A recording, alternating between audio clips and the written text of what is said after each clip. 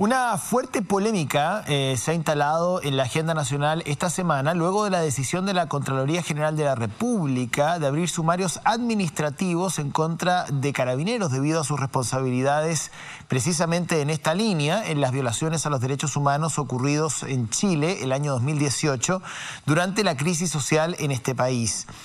Ante esto, sectores del gobierno, desde Interior, por ejemplo, el propio general director de Carabineros, Mario Rosas, han rebatido dicha decisión considerándola absurda y asegurando que lo realizado se dio en el contexto de violencia extrema.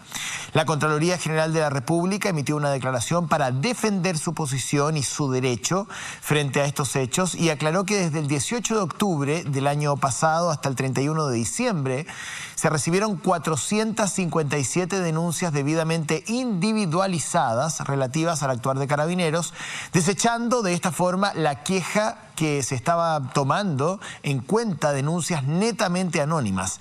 En Pauta Libre creemos que ningún organismo, escuche bien, ningún organismo del Estado puede quedar exento de ser fiscalizado, menos una entidad donde su labor se ve directamente relacionada con la seguridad, el orden público y el uso legítimo de la fuerza.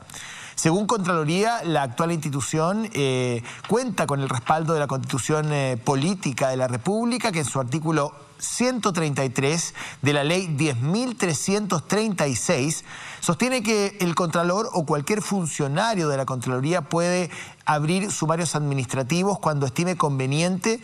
La instrucción de sumarios administrativos es un derecho de la Contraloría y se ha llevado a cabo durante la historia de este organismo público.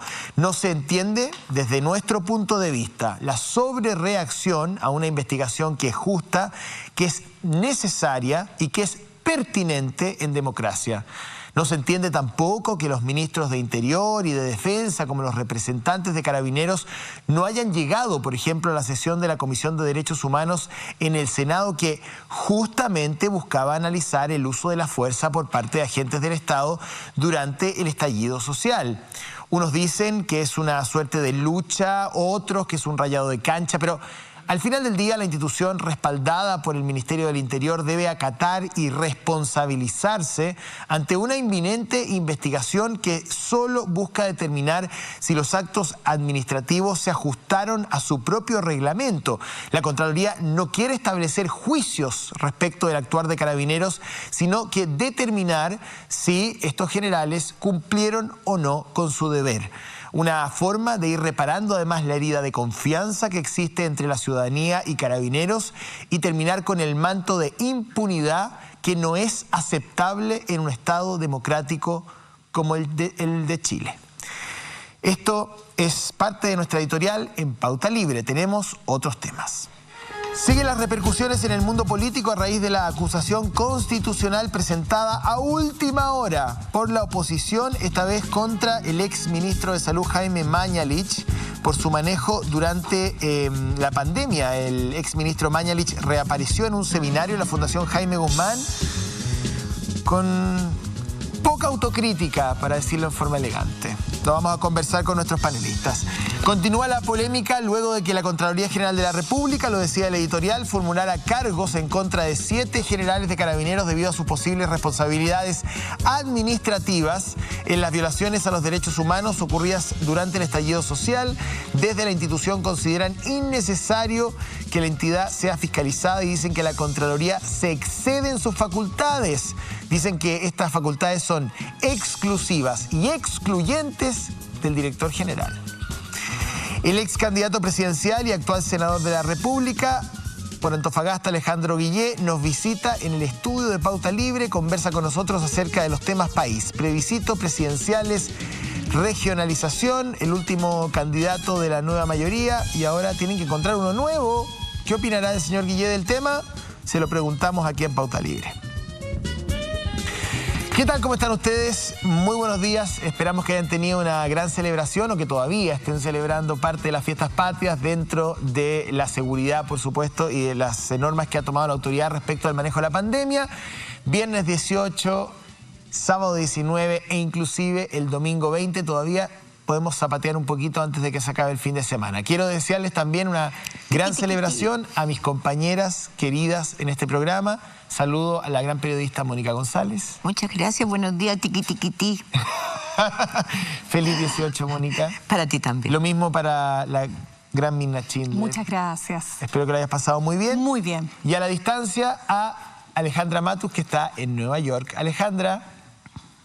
Hola, también voy a celebrar el 18 aunque sea lejos. Muy bien, muy bien. Bueno, Pauta Libre, así se llama nuestro programa. Temas sobre la mesa, temas de la semana, perspectivas, puntos de vista, Mirna Schindler. A ver, yo creo que un tema, ineludible de esta semana tiene que ver con el informe que ha evacuado el Consejo de Naciones Unidas de Derechos Humanos para el caso de Venezuela, cuando una misión, ¿no es cierto?, que en el caso particular de este Consejo no pudo ingresar al país, pero emite unas declaraciones y unas conclusiones que me parece extremadamente importante de comentar, porque se habla de ejecuciones extrajudiciales, tortura, represión selectiva. Se está diciendo además en este informe que tanto el presidente Maduro como los ministros del Interior, Defensa no solo tenían conocimiento de los crímenes, sino que además ellos dieron la orden para que estas ejecuciones se produjeran. Solo quiero decir que yo el año 2014, en mi calidad de periodista, en ese momento trabajaba en otro canal de televisión, fui enviada a cubrir las primeras protestas importantes que se empiezan a desarrollar en contra del gobierno de Nicolás Maduro, y uno ya en ese momento podía observar el comienzo de la incubación de ciertos aspectos, ¿no es cierto?, que estarían desde ese punto de vista... Fuiste interpelada por la policía. Exacto. Lo que pasa es que yo creo que es muy importante para todos los que nos consideramos defensores de los derechos humanos entender que no existe, ¿no es cierto?, un solo sector que puede atribuirse, ¿verdad?, el respeto de los derechos humanos respecto de otro sector. Los derechos humanos son universales y eso es lo que dice la Carta Fundamental de los Derechos Humanos. Pero justamente cuando estuve en Venezuela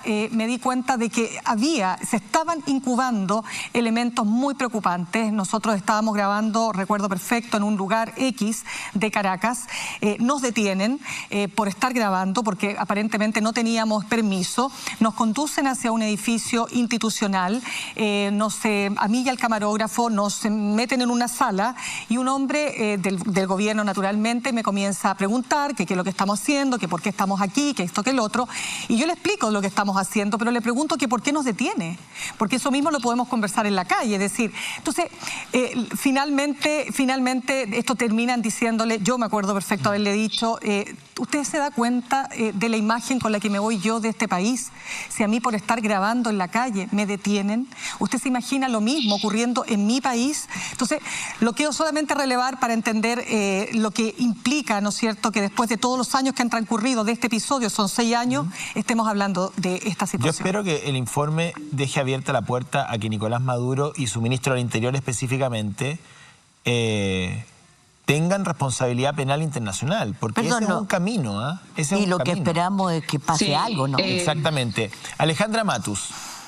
Sí, a mí me parece muy importante lo que señala Mirna en cuanto a que las violaciones a los derechos humanos hay que condenarlas siempre y donde ocurran, y que a veces gobiernos donde hay elecciones democráticas o elecciones que permiten a esos gobiernos presentar credenciales democráticas ante el mundo, ocurren violaciones a los derechos humanos sistemáticas.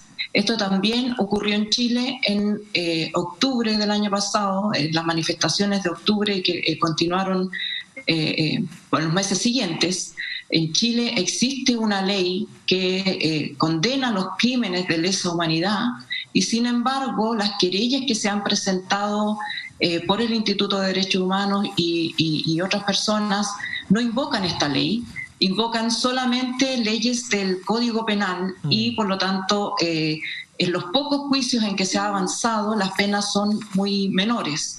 La Comisión Chilena de Derechos Humanos, por ejemplo, ha presentado querellas y denuncias por delitos cometidos durante esas manifestaciones que sí invocan la ley, pero hasta ahora nuestros tribunales no han acogido en ninguna, no han formalizado a ninguno de los imputados por esta ley. Entonces me parece también muy importante mirar las violaciones a los derechos humanos que están ocurriendo en Chile y la respuesta que han tenido los tribunales. Sí, bueno, es de conocimiento público. Yo también he estado 4 veces en Caracas, que el subterráneo del edificio del SEBIN en Caracas, que es el Servicio Bolivariano de Inteligencia de Venezuela, tiene allí un centro de tortura. Nosotros lo intentamos visitar, intentamos tener imágenes de eso a través de una ventana de un subsuelo. Es muy difícil, fue una grabación muy arriesgada. También se habla, por supuesto, de las responsabilidades de las FAES y de los organismos paramilitares prochavistas que prácticamente han tomado todo el centro de Caracas y que han blindado el Palacio de Miraflores, impidiendo la llegada de cualquier disidencia o de cualquier periodista internacional. Lo importante, yo creo, es que no nos quedemos en el quejido y en la denuncia. Y lo importante para mí es que en Venezuela, sea Nicaragua o sea Chile, cambiemos la situación, porque hay que defender la vida. No puede ser que sigamos con denuncia y contando muertos, como digo yo. No estamos para contar muertos.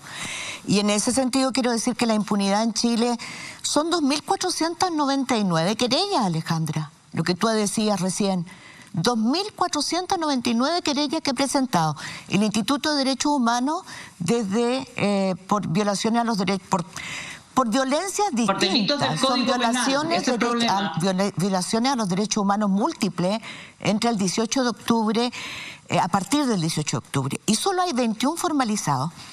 Y yo quiero decir que la impunidad provoca serios daños. El día jueves, el día miércoles. El día miércoles de esta semana hubo en Temuco una manifestación absolutamente pacífica de madres con sus niños mapuche protestando por la violencia que hay en las comunidades mapuche.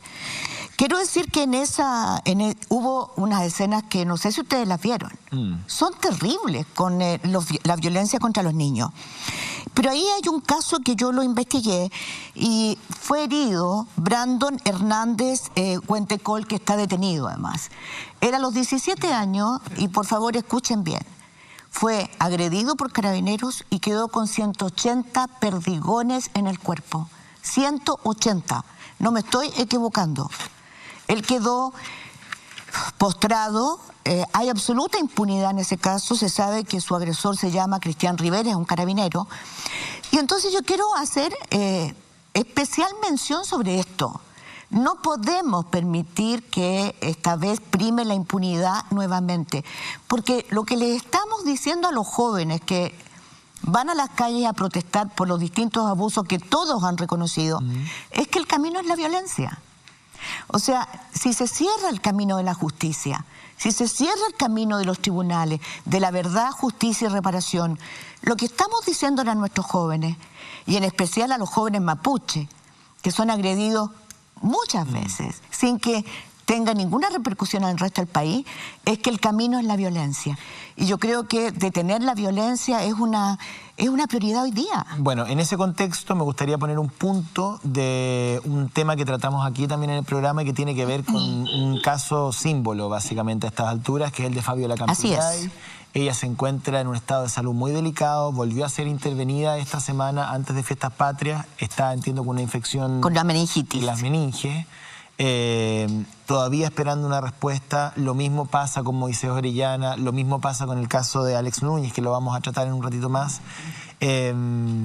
Yo creo que efectivamente hay una pandemia que no tiene que ver necesariamente con el coronavirus. Me apropio un poco de tu análisis y lo que no tenemos es una vacuna contra esa pandemia y tenemos que encontrarla de alguna u otra manera. Bueno, y ahí quiero vincularlo entonces con lo que ha sido también polémico esta semana, y es el informe, o más bien la decisión de sumariar de manera administrativa, ¿no?, a 7 generales del alto mando de Carabineros por parte de la Contraloría. Y es muy importante esto porque se ha dicho que este es un acto de ilegalidad.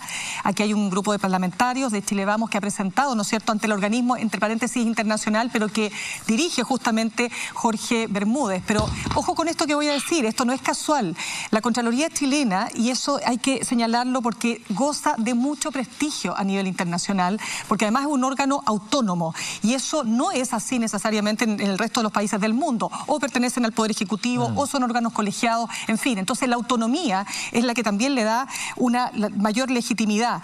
Lo importante de esta presentación que hace la Contraloría es establecer si se han violado normas, protocolos, o en el caso puntual de circulares. Es que solo quiero cerrar con este tema. El 1 de marzo del año 2019, el propio general director Mario Rosas de Carabineros se dicta este circular respecto del uso de la fuerza de la institución.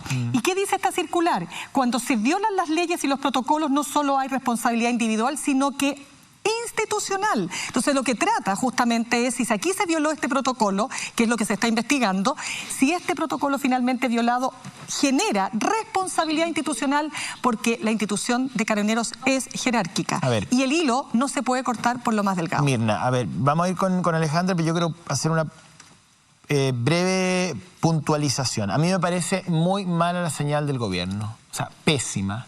Me parece muy mala la intervención de la semana del ministro del Interior, Víctor Pérez, criticando abiertamente a Contraloría.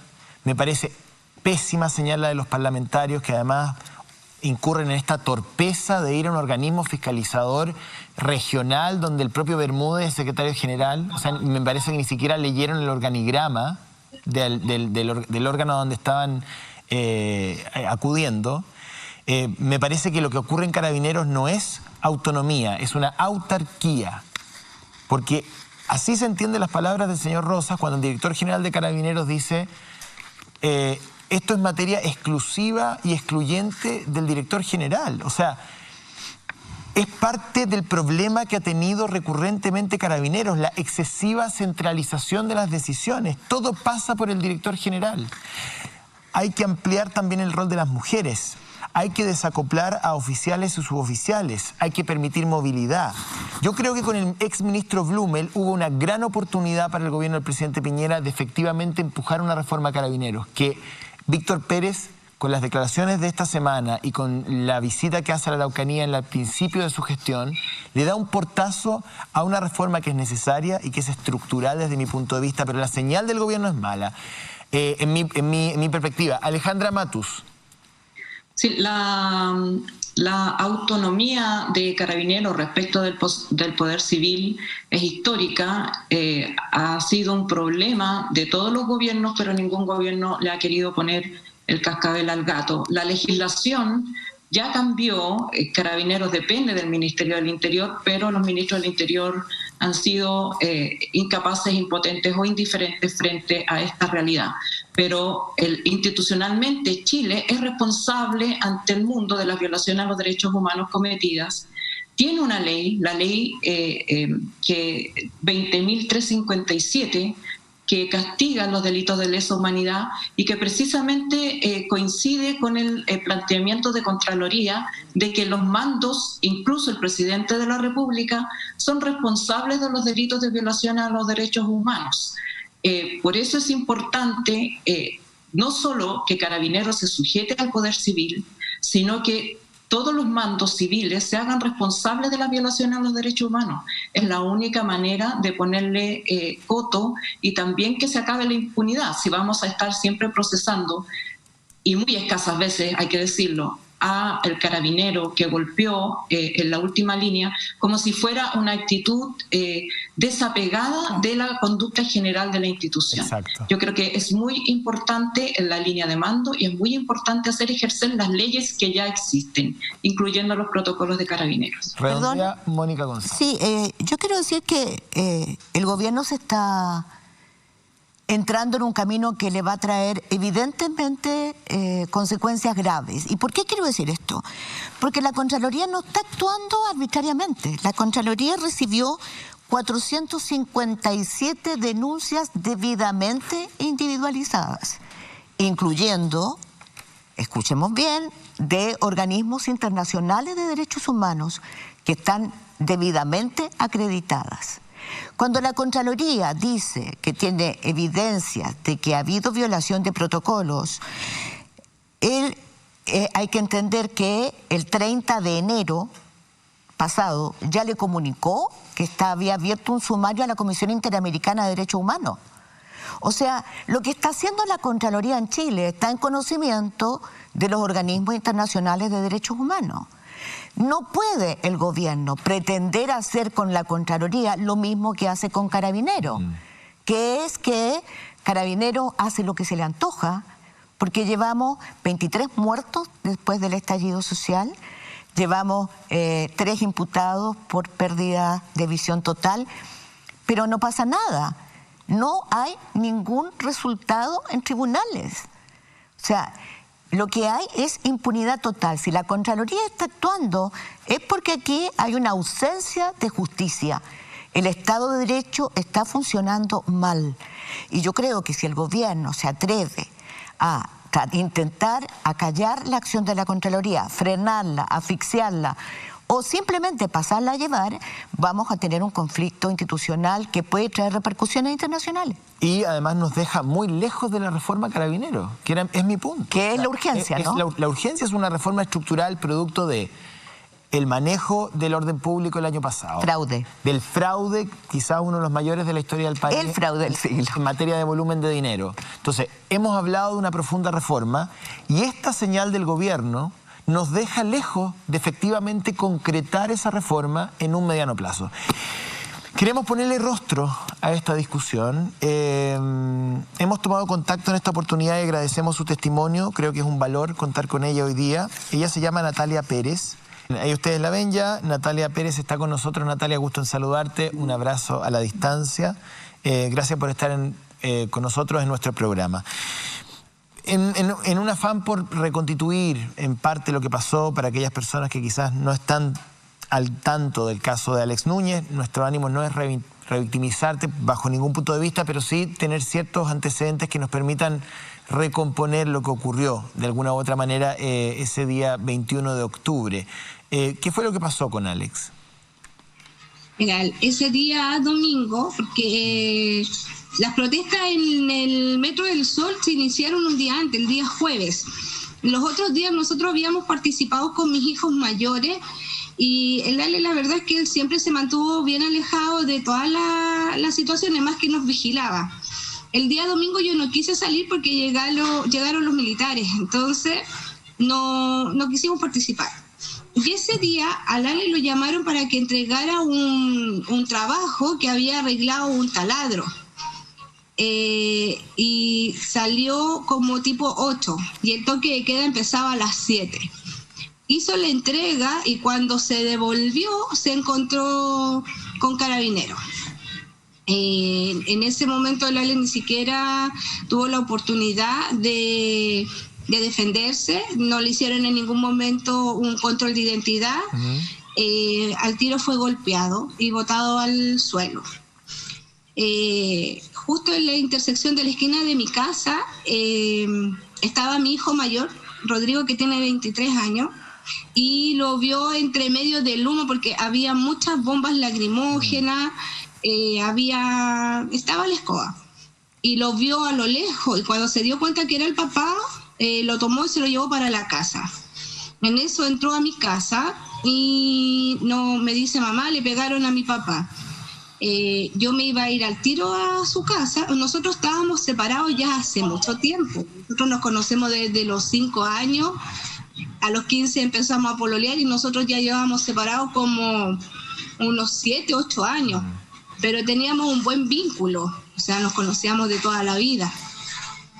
El asunto es que yo llegué a la casa, que son como unas 5 casas de la mía. Y claro, pues ahí lo veo golpeado. Y le pregunto que qué le pasó. Me dijo: nada, que me salieron persiguiendo, me pegaron unos lumazos en las piernas y lo botaron. Y ahí empezó la seguidilla de los golpes, principalmente en la cabeza, que fue lo que más me remarcó él, que su cabeza parecía pelota de fútbol. Yo le pregunté si había perdido la conciencia, todas esas cosas que me podía a mí llevar a sospechar algo. Y el Ale estaba muy conectado. Él estaba muy... me explicó todas las cosas que ahora en la investigación han sido clave. Él me las dijo todas.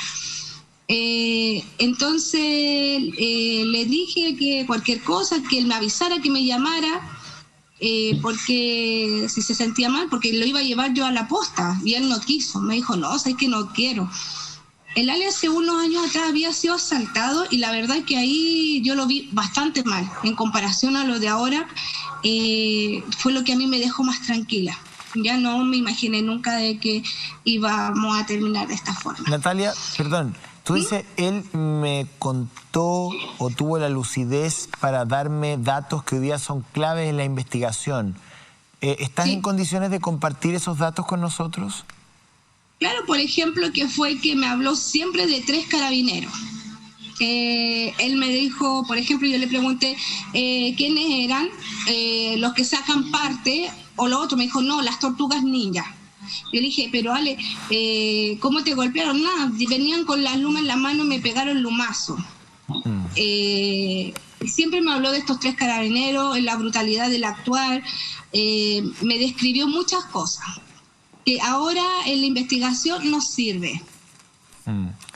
Cosa que porque hace como una semana, si no me equivoco, semana y media, hicimos una reconstitución de escena donde apareció nuestro testigo, ya donde nosotros no habíamos tenido nada antes y ahora apareció este testigo incógnito que yo se lo voy a agradecer toda la vida.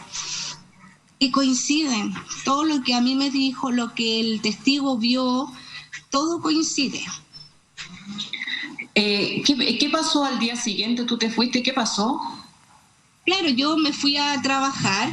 Yo trabajo en una postita rural, en noviciado, en la parte rural de Pudahuel, donde me llama por teléfono mi cuñada, la pareja de hermano del Ale, Karen, y me dice, Natalia, el Ale no despierta. Llamaron al SAMU, el SAMU llegó rápidamente. Los que lo revisaron al tiro reaccionaron a la intubación y se fueron a la posta central. En eso yo estaba llegando a mi trabajo, yo hablo con mi jefa, me dice váyase al tiro. Yo habré salido como a las 9 de mi trabajo, llegué tipo 11:30. Nos demoramos mucho en llegar, no pasaban locomoción. Yo iba vestida con mi traje clínico y la doctora que me atendió, yo le dije, por favor haga de que yo no sé nada, porque de verdad que no sé nada. Y ahí yo estaba con la mamá del Ale, con la mami Yoli, y ella me decía que por favor yo hablara, que me explicaran a mí porque ella estaba bloqueada. Entonces ahí fue que me dijo la doctora que el Ale tenía una fractura de cráneo, un edema cerebral, un TEC cerrado, donde era inoperable, no había vuelta. Solamente el 5% de su cerebro era lo que estaba funcionando. Si es que él llegara a quedar vivo, iba a quedar con un daño cerebral irreversible. Natalia, eso habla, si uno hace una interpretación clínica de la brutalidad del golpe, digamos.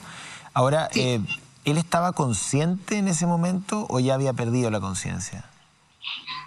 El Ale, después que nosotros nos despedimos esa noche, el Ale se fue a dormir y nunca más despertó. Él nunca más despertó, él nunca más sintió nada.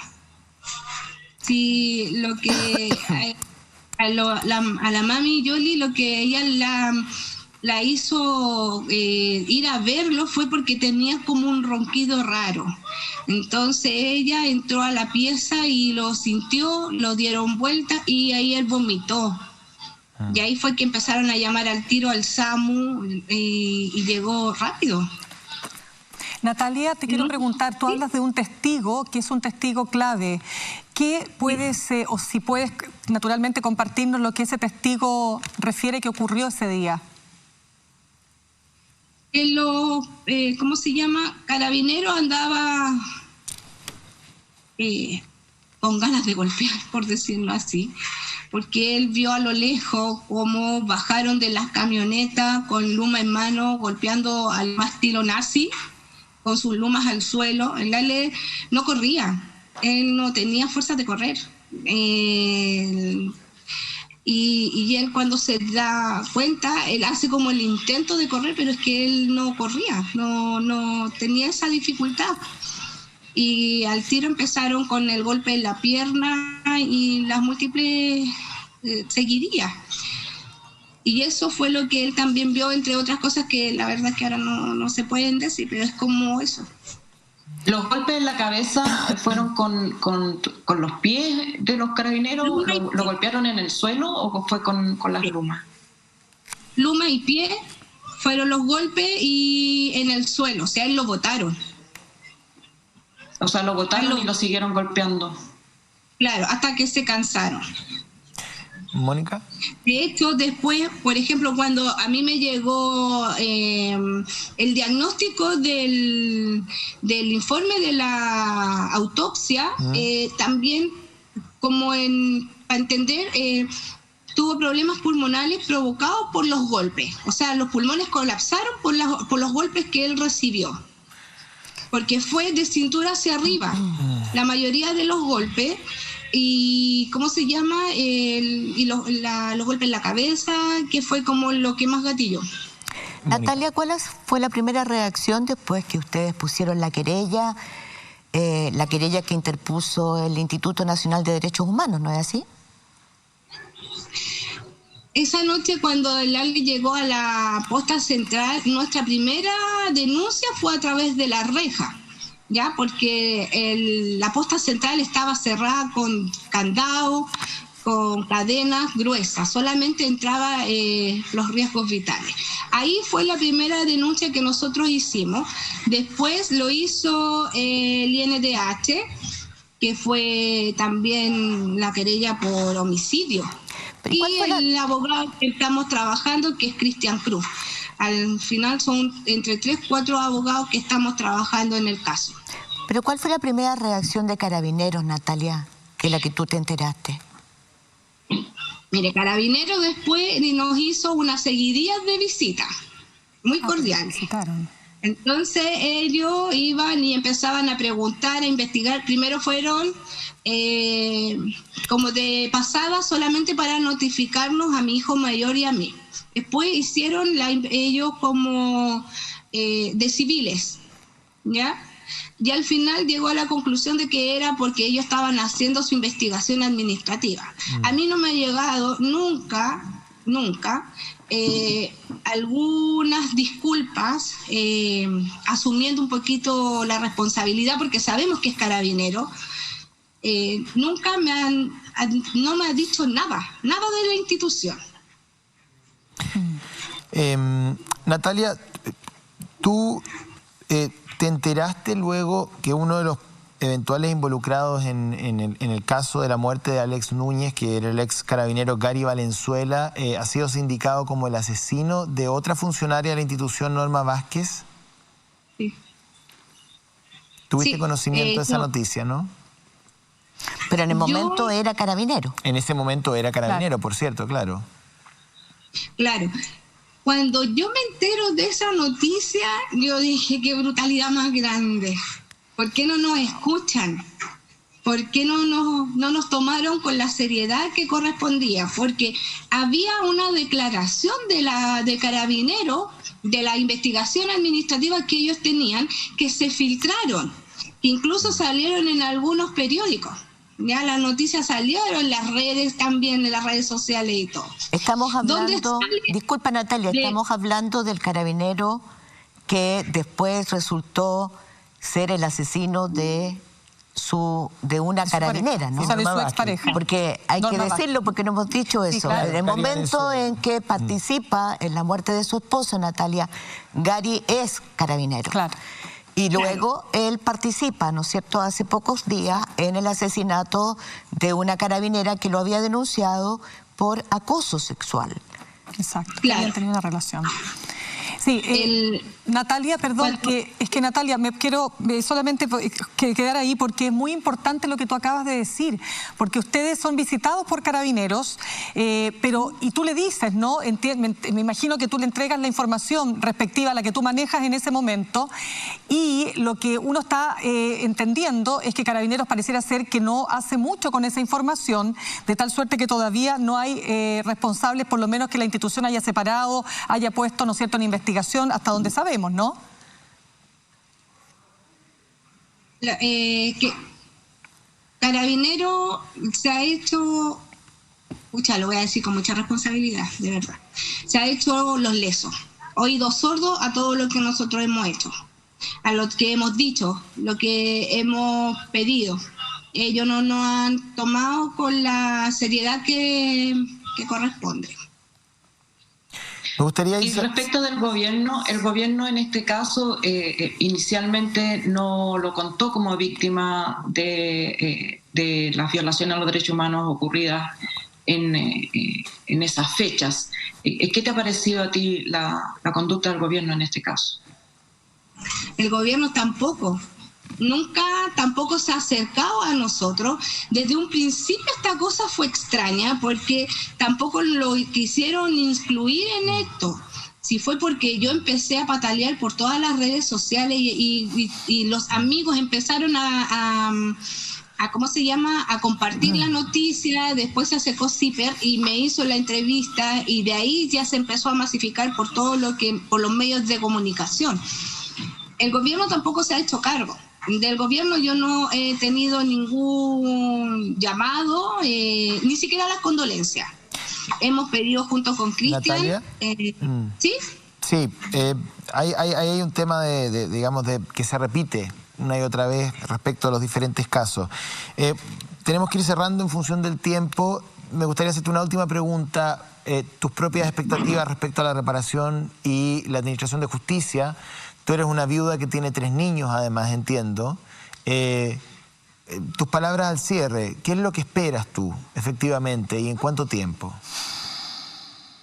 Espero que no pase mucho tiempo, espero que se haga justicia. A mis hijos nada les va a devolver la alegría que le arrebataron de una forma tan brutal.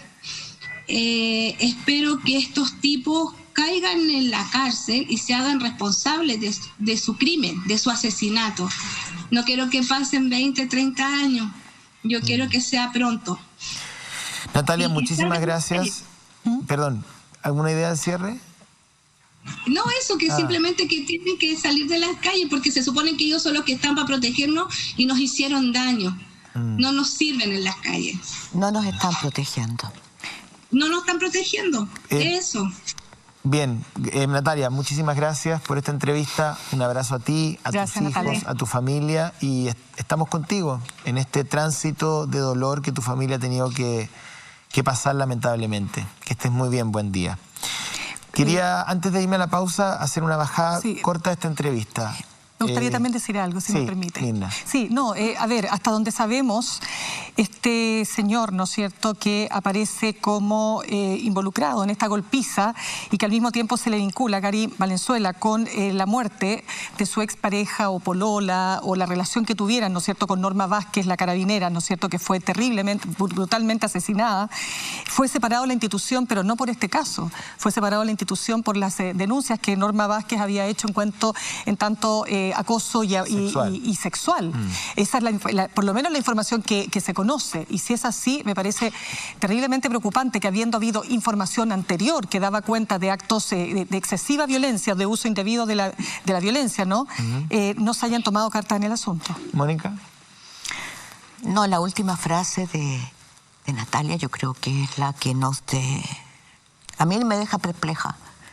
Porque yo creo que hay un sentimiento en la población que muestra la vulneración del Estado de Derecho.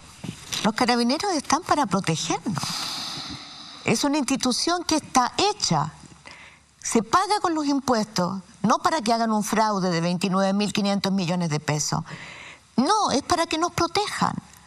Y resulta que hay en su interior gente que roba, hace el robo del siglo, y gente que sale a matar. Mientras tanto, los narcos y los delincuentes pululan libres. Entonces, hay un problema estructural con Carabineros, hay un problema grave, hay un problema estructural en el sentido en que su vocación, su preparación, sus protocolos, como dice la Contraloría, está siendo vulnerado. Pero quiero hacerte una pregunta respecto de lo que yo planteé al inicio. No sé si tú estás de acuerdo o no conmigo. ¿Crees que hoy día estamos más lejos de una reforma estructural a Carabineros de lo que estábamos hace algunos meses atrás? Si yo escucho al ministro del Interior que inmediatamente que se sabe la noticia de Contraloría, sin mediar ni una explicación, sale a defender a Carabineros como si fuera el sheriff del condado, porque es el sheriff del condado, el ministro del Interior. Por supuesto que estamos lejos, pero yo quiero pensar, y no quiero pensar, yo creo que los ciudadanos en Chile tenemos la necesidad de exigir que la democracia funcione. Y eso significa que Carabineros debe hacer una reforma absolutamente exhaustiva. Está hecha la comisión, todos los pasos están dados. El Instituto Nacional de Derechos Humanos también lo ha hecho. Pero no solo eso, la comisión de expertos lo dijo. Entonces, ¿qué estamos esperando? Que las Natalia, los 3 hijos de Natalia, los 3 hijos de Alex, que Fabiola, que Gustavo Gatica, que las más de las 292 denuncias y querellas judiciales por violencia y abuso sexual, esas víctimas que tomen la justicia por sus manos, eso es lo que estoy diciendo. Porque no nos olvidemos también de lo otro, ¿no? La delincuencia ha tenido un alza, la delincuencia violenta. Entonces, tenemos una necesidad imperiosa de reformar Carabineros. Yo estoy de acuerdo contigo. Bajaba breve la entrevista a Alejandra Matus y nos vamos a corte. Alejandra. Sí, yo creo que reforma Carabineros no va a haber mientras no se reforme la Constitución, pero hay actualmente leyes que hacen exigible tanto la responsabilidad de los funcionarios como del mando, y es responsabilidad de todas las autoridades públicas exigirla. Y lo segundo es que me parece que las familias, en todos los casos se repite este caso de visitas de Carabineros a las familias, ya sea golpeando la puerta o merodeando las casas de los denunciantes. Eso también debe ser investigado, porque eso es intimidación. Vamos a ir a una pausa, hay mucho más que hablar respecto al tema de Carabineros, tenemos otros temas también electorales en la agenda. A la vuelta está con nosotros el senador por Antofagasta y ex candidato presidencial Alejandro Guillé, compartimos con él el espacio aquí en el panel, tenemos pauta libre con él, ¿eh? Vamos a la pausa y ya venimos. El senador por Antofagasta y ex candidato presidencial, colega también desde algún lugar, porque es periodista, don Alejandro Guillé. Senador, ¿qué tal? ¿Cómo le va? Muy buenos días, gracias por estar con nosotros. Y además, después de este fin largo de fiestas patrias, un agrado estar con un Premio Nacional de Periodismo, con una futura Premio Nacional de Periodismo. Un gran amigo, además. Un amigo. Y con además que está muy y con Alejandra. Moderno. Y Alejandra, pero está allá en Estados Unidos, doctorándose como corresponde a los buenos periodistas. De todas maneras. Bueno, vamos a entrar en materia inmediatamente, lo hemos conversado en pauta, lo hablaba ya con la Mónica también en intercambiando información, y hay un aspecto que a mí me gustaría preguntarle respecto de la condición en la cual está la centroizquierda en materia presidencial o en materia de búsqueda de líderes, ¿no? Yo recuerdo su última candidatura presidencial, estuvimos en el debate, y luego de eso se generó una verdadera atomización, una fragmentación, donde desde el punto de vista de las señales políticas, la centroizquierda no ha logrado recuperarse y hoy día, al parecer, está muy atrás en la carrera presidencial. ¿Usted, como el último candidato presidencial de la centroizquierda, asume algún tipo de responsabilidad? ¿Fue tan dañina esa candidatura que han sido incapaces de encontrar un nuevo liderazgo? Primero, me permiten referirme al programa, a la parte anterior del programa con Carabineros. Porque uno le saca el bulto a hablar de estas cosas. La verdad que Carabineros está en una crisis brutal. Es inexplicable que a 30 años de un régimen que se supone ha vuelto a la democracia, la policía se mande sola. Todavía tenga ese carácter militarizado. No hay ninguna razón. Y más encima, como si fuera poco, todavía tiene esa segregación entre oficiales y suboficiales que son del siglo XIX en muchas partes del mundo. ¿Qué joven hoy día que puede estudiar en la universidad, por humilde que sea su origen, que va a querer llegar a suboficial mayor? Cuando ahí deberían partir los jóvenes y llegar cualquiera general. Ese debe ser el principio de una ¿Usted cree que hay meritocracia en Carabineros? Absolutamente, porque hoy día no hay meritocracia. ¿Pero hay meritocracia en Carabineros hoy día? No. La segregación viene de nacimiento. Yo conozco bastante personal, porque me ha tocado mucho con Carabineros, suboficiales fantásticos que podían haber hecho carrera, y yo no veo por qué razón se piensa que un suboficial no puede llegar a general.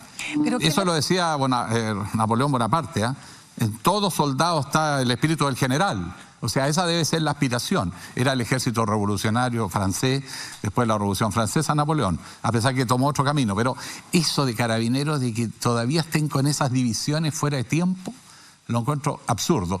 Ahí falta una intervención civil, porque no va a ser Carabinero la reforma, que podría ser un ex miembro de la Corte Suprema o Corte de Apelación, un interventor civil que haga de verdad una reforma profunda en esta institución. Incluso yo me permitiría hablar de una refundación. Estuvo muy bueno la parte, los estaba viendo ahí.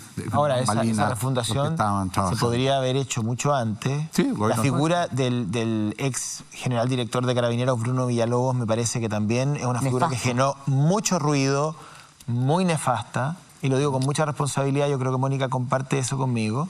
Y ahí la administración Bachelet II tiene una responsabilidad enorme. O sea, 30 años. Nosotros fuimos gobierno la mayor parte y nunca hicimos la reforma de las policías. Recién ahora estamos viendo la ley sobre financiamiento y compra de adquisición de armas de las Fuerzas Armadas, porque no hemos sido capaces como Poder Civil de poner claramente bajo la subordinación, porque le tenemos miedo a las instituciones uniformadas. Pues. Entonces se mantienen... Pero por favor... Hasta el día de hoy.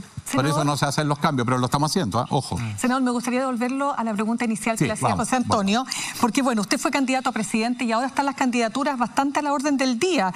Tenemos por lo menos 2 candidatos, podrían haber más, por supuesto. Tenemos a un Joaquín Lavín que sigue encabezando las encuestas, más allá que una encuesta puso en un momento más arriba a Daniel Jadue, ¿no es cierto?, el alcalde de Recoleta. Pero usted fue candidato y usted sabe lo que significó, ¿no es cierto?, para su campaña, para su sector, ¿no es cierto?, la centroizquierda. Quisiera preguntarle, ¿qué errores se cometieron en su campaña que usted cree que la centroizquierda no debiera volver a cometer? ¿Usted cree que un candidato como Daniel Jadue puede aunar a su sector? A ver, yo creo que la nueva mayoría, o como le llamemos, hace rato que es parte de muchas izquierdas o muchas oposiciones, no hay una. Uno tiende a pensar que fueran uno solo y no. Segundo, la gran crisis es porque no hay ya identidad programática. Y no se evolucionó con el tiempo, se fue haciendo más conservador cada vez. Entonces, cuando se le trató de aplicar un cierto principio de democratización, de apertura, hizo crisis y se quebró.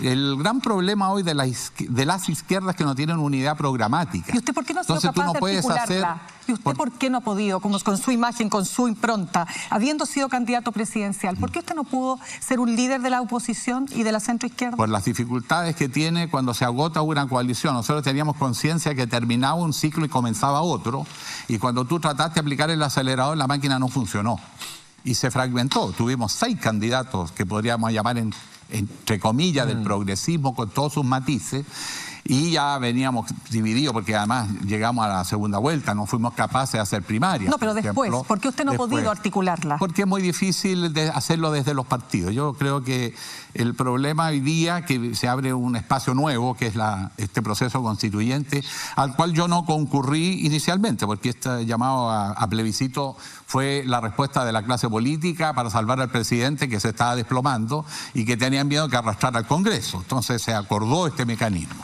Yo propuse otra cosa, adelantar elecciones generales de presidente y de Congreso y darle facultades constituyentes al nuevo Congreso para que hiciera la nueva Constitución. Finalmente se instaló el tema del plebiscito, yo creo que ese es el realismo político, estoy trabajando, pero para que tenga el componente que yo siento que ha faltado en la política hace mucho tiempo, la ciudadanía. Esto no va a flotar si el proceso constituyente no es esencialmente ciudadano. Si lo capturan los partidos políticos exclusivamente para su militancia, mucha gente se va a sentir desafectada de este proceso y va a perder la sustancia reformadora, porque los partidos no van a ser capaces sino de hacerse cargo de acuerdos y negociaciones entre ellos. Pero eso es lo que pasa hoy día en el Congreso. Si vamos a una convención constituyente es porque queremos aire fresco, porque llegue la ciudadanía, que lleguen los dirigentes de las organizaciones sociales, con nuevos temas, con una frescura y una renovación del liderazgo muy grande. Pero yo veo que pasa algo absurdo. Este plebiscito y el proceso constituyente puede dar espacio a darle estabilidad y legitimidad al sistema político chileno por 40, 50 años más. Pero están más preocupados de la próxima elección presidencial de 4 años. Más preocupado de las listas electorales. Y eso que hace que el énfasis esté más en la estructura partidaria, legítima, empieza a postergar a la ciudadanía, que es la que tiene que ser la gran protagonista de este proceso. Entiendo. A ver, escuchamos. Alejandra, de los United States of America. Senador, usted propuso con el senador Huenchumilla un proyecto para que se eliminen algunas disparidades entre los independientes y los participantes de partidos políticos, candidatos a la próxima convención constitucional o mixta, según lo que se apruebe en el Congreso. ¿Qué piso le ve a esa propuesta? ¿Los partidos están realmente dispuestos a equiparar la cancha? En diciembre del año pasado yo presenté este proyecto y para mi decepción la derecha me dijo no y el progresismo miró para el lado y logré muy pocos ¿quién? votos. ¿Partido Socialista, Frente Amplio, quién? No, Todos. Frente Amplio no, porque me apoyó el único senador, Latorre, un gran senador, tengo mucho respeto por él, Yasna Proboste, don Pancho Huenchumilla, un pequeño grupito que me apoyó en eso.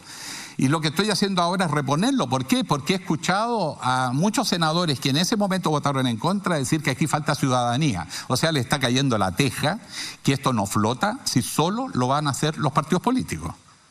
Porque si la crisis de legitimidad no es solo del Ejecutivo, es del Congreso. Así que este proyecto de ley, y cierro ahí, Alejandra, este proyecto de ley lo que quiere es ayudar a igualar la cancha para que los independientes o la gente que se siente desafectada de la estructura partidaria, pero que quiere participar en el proceso constituyente, se pueda organizar en listas, tenga menos exigencias, tenga apoyo financiero, y pueda hacer alianzas incluso para evitar la dispersión. Pero es una declaración de nobleza, porque efectivamente va a llegar o no a ver la luz. No, ya está presentado el proyecto de ley. No, pero bueno, o sea, bueno, pero de ley podría, ¿qué piso tiene? Esa es la pregunta, claro, ¿qué piso tiene? Bueno, yo me imagino que es un parlamentario que ha emitido opinión en estos días en los medios de comunicación y que antes votó en contra, no estará hablando por demagogia, estará hablando porque hay un genuino compromiso y voy a dar la batalla hasta el final. Tenemos ejemplos de que se hable por demagogia y por lírica en Chile. Por eso que las preguntas de mi colega es muy certera. Sí. Yo tengo la esperanza que la gente puede cambiar y que las circunstancias obligan, porque yo creo que lo que nos está pasando a todos es que cuando vamos a la ciudadanía a pedir el apoyo, nos están diciendo no, con ustedes no. Senador, usted acaba de decir una cosa al pasar así, que a mí me pareció gravísima. Dijo que el acuerdo del 15 de noviembre lo habían hecho los partidos para salvar al presidente. ¿Qué antecedentes tiene usted para decir que el acuerdo lo hicieron para salvar al presidente de qué? Y porque en esa, yo entiendo que lo que usted está diciendo con lo que dijo después, que en ese golpe arrastraba al Congreso. Entonces, ¿qué antecedentes tiene usted para decir algo tan grave? Pues se lo han dicho públicamente algunos. Es que por eso le dije, disculpe. En la conversación privada, yo estoy diciendo... Senador, disculpe, por eso dije antes que había lírica y hay antecedentes. Sí. Correcto, no, esto fue conversaciones y me decían, Alejandro, pero ¿cómo propones eso? Si esto nos puede arrastrar a todos. ¿Qué entiendo yo que leo? Que la clase política se sintió amenazada. Sabía que no era solo la deslegitimación del presidente, porque la calle no estaba pidiendo solo la salida de Piñera. Nos quería a todos fuera. ¿Y qué hace un país democrático de verdad cuando tiene una crisis de esta magnitud? Adelanta las elecciones y le entrega al pueblo, al soberano, la decisión de resolver. Pero eso constitucionalmente está permitido porque no había salida. Acuerdo político sí, pero en la Constitución chilena, olvídate, ¿no? No, la Constitución. ¿Y cómo se fraguó ese acuerdo? ¿Cómo se fraguó ese salvataje? ¿Quién hizo ese compromiso? Los partidos se sintieron la gravedad, se reunieron, un grupo en San Damián, conversaron con gente de la nueva mayoría que está en el Senado y llegaron a este acuerdo donde además dieron la cara, se sacaron fotos. O sea, nunca hubo... Y ojo, perdón, senador, se dieron cuenta que además no hubo ciudadanía, no hubo paridad de género, no hubo pueblo originario, no hubo ciudadanía en ese acuerdo. Solo a la semana siguiente se dieron cuenta que pretendían una solución que no flotaba. Y ahí empezaron a hablar de paridad de género, pueblos originarios, los independientes nos mencionaron, regiones no la mencionan nunca, desgraciadamente. Y esa es la debilidad y el riesgo. Lo que yo veo, que si aquí esto termina siendo Un plebiscito donde solo participa la institucionalidad no va a tener legitimidad. Pero eso, será por eso, legal, pero por no eso la institucional. pregunta de mis colegas era Exacto. tan válida. Sí, claro. Porque si no hay una apertura real para lo, como dice José Antonio y Alejandra. Entonces ahí está la responsabilidad de cada uno de nosotros. ¿Yo qué estoy haciendo? Si estoy consciente de lo que les estoy diciendo y lo digo y lo he dicho en todas partes, estamos armando un comando para convocar a ciudadanos que quieran participar en el proceso constituyente. Sobre todo son dirigentes de la sociedad civil. Son gente que está en las juntas de vecinos, en sindicatos, en colegios profesionales, en centros académicos, que sienten el mismo temor mío de que la falta de legitimidad por falta de participación ciudadana haga que este plebiscito termine en una terrible frustración. Y por lo tanto, alentar a las organizaciones sociales a unirse. Senador, y por eso el proyecto de ley para que los independientes puedan presentar listas. Y además, ojo, formar cuadros y además después apoyarlos en el proceso constituyente para que llegue gente nueva, que viene de otras actividades. Senador, haciendo un análisis de sus palabras, y voy a seguir la misma línea de Mónica González, es triste, se lo voy a decir desde una perspectiva bien personal, porque lo que usted está diciendo aquí es que efectivamente este fue un acuerdo en la cocina para poder salvarse de alguna manera, pero no por la convicción real de que Chile necesitaba una nueva constitución, sino que fue la moneda de cambio para poder de alguna u otra manera mantener la estructura de poder tal y como estaba sin las amenazas del estallido social. Pero que no ha habido una convicción real en aquellas personas que gestaron ese acuerdo de que Chile necesita reemplazar la Constitución del 80. ¿Pero usted cree que eso es así? ¿Usted realmente lo piensa? Por supuesto. No, lo que está diciendo a José Antonio. No, yo tengo preocupación. Yo tengo preocupación. Pero espéreme. Entonces usted estaría más en la línea del Partido Comunista, que prefirió no sumarse esa noche. Pero el Partido Comunista también cayó en la electoralización y en la presidencialización. Mire, tan perdido, es que no perdone entiendo. que sea crítico, porque no es mi ánimo ser, al contrario, estoy trabajando en el proceso constituyente para que funcione, para que realmente tenga ciudadanía. Eso es lo que estoy obsesionado trabajando ahora. O sea, y de hecho, esta semana que viene, no solo presenté la semana esta con don Pancho Buenchumilla el proyecto de ley que permite las candidaturas independientes, pero en listas, sino que esta semana vamos a anunciar un comando de ciudadanos por el apruebo, Somos Chile, y que estamos tratando de tejer una estructura para promover la participación de los dirigentes de la sociedad civil y para incorporar los contenidos de sus demandas, porque hasta aquí yo no veo ni discusión de contenido.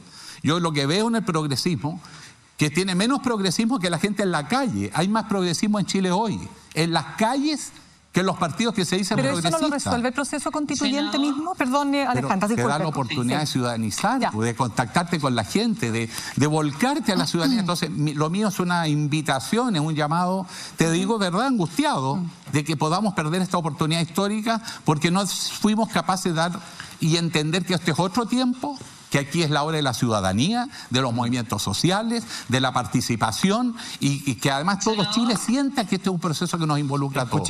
Si se hace solo partidario y empezamos con los candidatos y las listas y los acuerdos electorales, esto va a terminar en una frustración. Sí, senador, Alejandra tiene un punto. Senador, este plebiscito, igual que el plebiscito del 80, obviamente sale de un acuerdo popular, pero la ciudadanía, el pueblo, tiene la posibilidad de revertir ese mecanismo precisamente impulsando, como señala usted, la participación de los independientes y que se eliminen algunas trabas que hoy día tienen. Pero otra manera de incluir a los independientes es que los partidos políticos mismos se abran a la ciudadanía. ¿El Partido Radical que presentó su candidatura está en esa línea o están eligiendo candidatos del partido? En las últimas semanas me he dado cuenta que los partidos están abriendo algunos bastante sus espacios para que postule gente independiente. Pero hay que diferenciar dos cosas. Eso me parece bien, yo no estoy en contra. Pero una cosa es abrir un espacio para que el independiente me traiga votos para elegir a los del partido y otra es escuchar a los independientes para que los independientes con autonomía, porque yo creo que aquí en la democracia moderna van a convivir los partidos políticos con los movimientos sociales. Este es un nuevo actor que llegó para quedarse, que no tiene aspiración de poder, pero quiere influir en la toma de decisiones. La ciudadanía ya no es solo que elige representantes, quiere participar, y por eso que yo estoy haciendo muchas otras cosas. Estamos trabajando muy fuerte en la descentralización del país, en el empoderamiento de las regiones, en traspasar facultades y atribuciones que están en el Ejecutivo a los gobiernos regionales. Es un proceso descentralizador del poder. En Chile el poder está concentrado en muy pocas manos y está demasiado hipertrofiado. Entonces no hay que confundir lo legal con la legitimidad de las instituciones, que es el sentimiento ciudadano, de que esta constitución, que va a ser un marco para varias décadas, tenga la presencia ciudadana. Pues si no... Senador, usted le podría, como ex candidato presidencial, también presionar a los partidos progresistas para que hagan listas solo de independientes, o por lo menos alguna fórmula de evitar que sean los independientes entrando a arrastrar votos. En efecto, por eso que yo presenté el proyecto de ley, me siguió don Francisco Huenchumilla, que me apoyó en diciembre cuando presenté la reforma, de que los independientes puedan presentar listas, no vayan solos, porque si no, no van a ganar, listas. Con recursos además, porque no sacas nada, hay que igualar la cancha. Y eso yo creo que tengan además la facultad, estas listas de independientes, de hacer pactos electorales, de manera que si por arte viriloque, si por un acto de patriotismo y de visión, los partidos deciden ir todos, como fue en el 88, acuérdense que en el 88 éramos todos por el no. Después vinieron las elecciones al año siguiente. Éramos todos por el no y eso nos dio fuerza. Hoy día cada partido está haciendo su comando y su campaña preocupado de cuántos cupos va a tener. No, ese es un error. Esa competencia, postérguenla al año siguiente. Ahora, todos por el apruebo y además ciudadanía, pero listas independientes que puedan pactar, pero que sean independientes, que llevan las banderas de sus organizaciones, de la sociedad civil. Eso es lo que hay que poner en el proceso político. Senador, en el último bloque del tema constitucional, Mirna, y ahí va la Mónica. Senador, entendiendo todo lo que usted señala, que los independientes tienen que naturalmente tener una participación que en buena hora se requiere, no solo porque es necesaria la participación de los independientes, sino porque los partidos políticos también están lo suficientemente deslegitimados, pero más allá de todo necesitamos los partidos políticos. ¿Y uno qué observa, senador? Uno observa una oposición que no logra unirse sino en torno, por lo menos hasta ahora, lo que uno sí puede ver en torno a un plebiscito, con un apruebo, que ahora quiere ser un poquito licuado a partir de la intervención, ¿no es cierto?, de Pablo Longueira. Pero fíjese que uno ve una oposición que de alguna manera se desdibuja con acusaciones constitucionales donde tampoco hay acuerdo. No toda la oposición está por acusar constitucionalmente a la jueza Silvana Donoso en el caso Ámbar. En el caso Mañalich ocurre lo propio, ¿verdad? Entonces, yo le pregunto, con esta oposición, ¿qué alternativa realmente de gobierno tiene la centroizquierda de este país? Ya les decía, yo percibo más progresismo en la calle, en el hombre común, que en los partidos políticos. Perdonen que le dé dos datos que ustedes saben mejor que yo.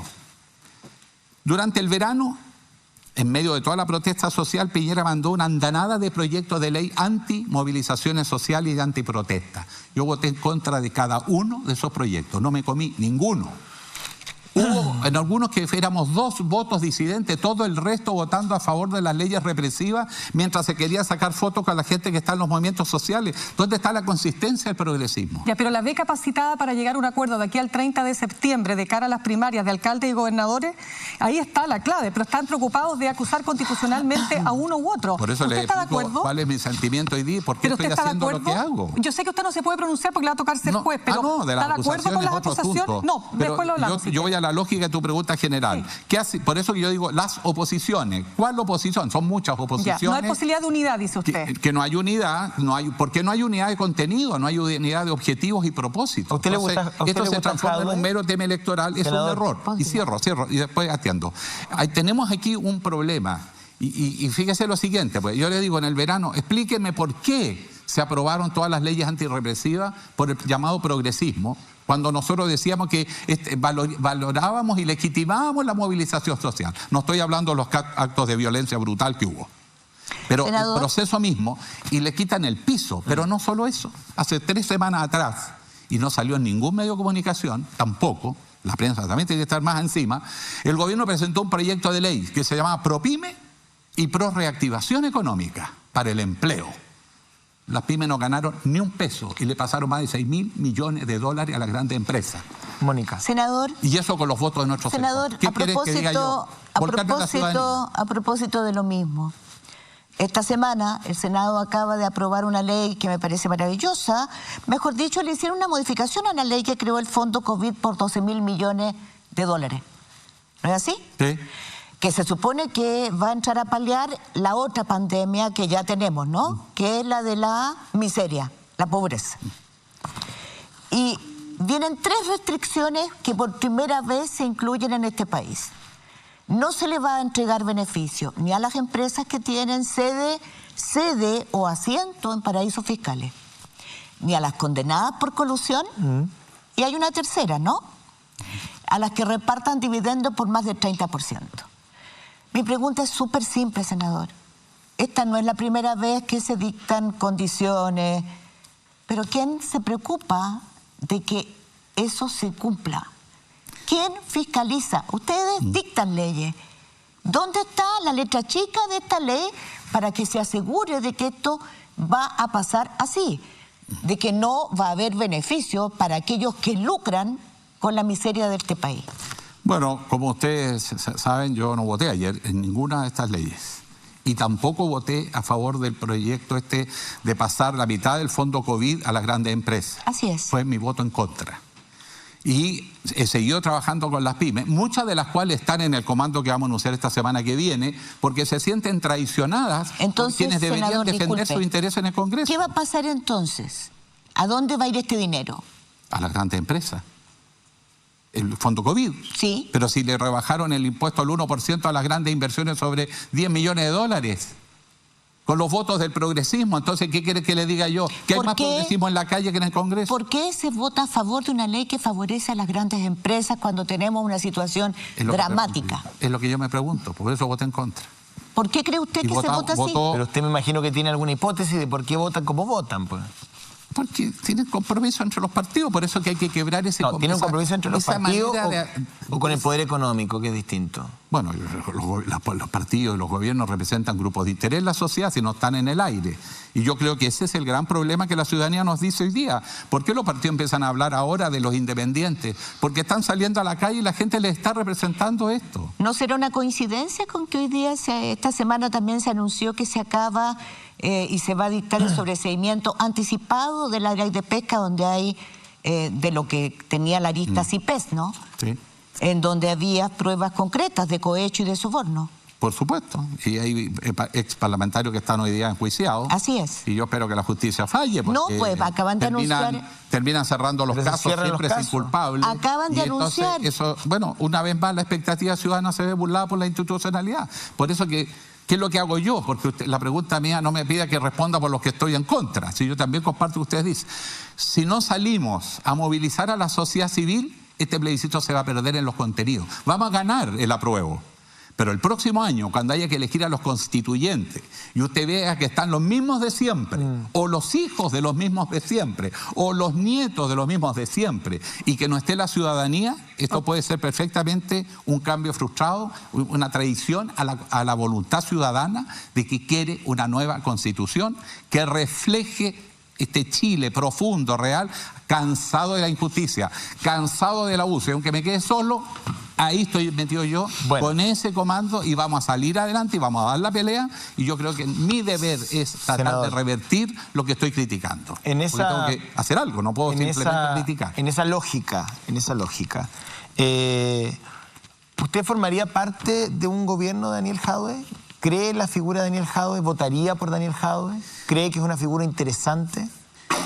Ustedes lo ven siempre como líderes, ¿eh? Es la manera clásica de la política.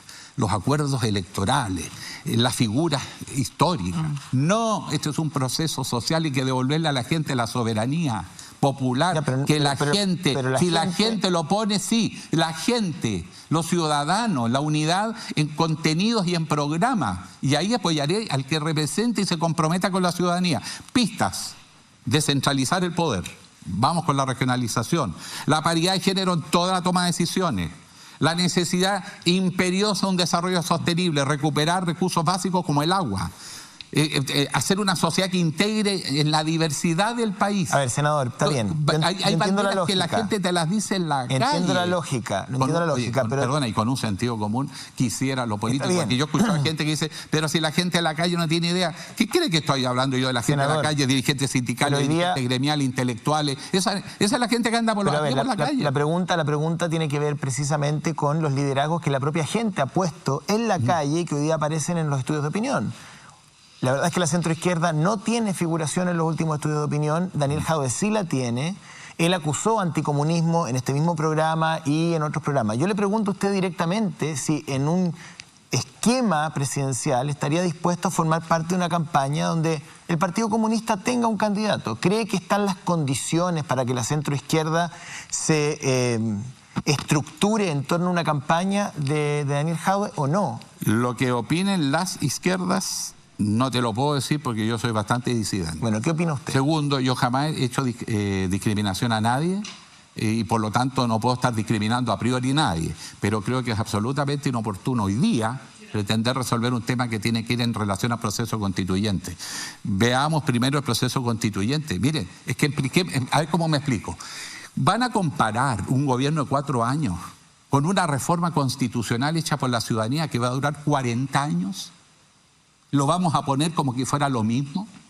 No es necesario. ¿Qué importa que gane la próxima elección si tenemos una nueva constitución que consagre derechos, libertades y garantías ciudadanas con un rol activo del Estado, recuperando recursos naturales esenciales, estableciendo el derecho a la educación, la igualdad de género? Bueno, esos son los cambios. Pero no, y aquí están discutiendo cómo voy yo en la próxima elección. La opinión pública. La opinión pública puede enfrentar el proceso constituyente y también pasar por la presidencial. Sí, pero eso yo creo que se va a despejar según la manera como enfrentemos el proceso constituyente. Por eso no se amarren antes.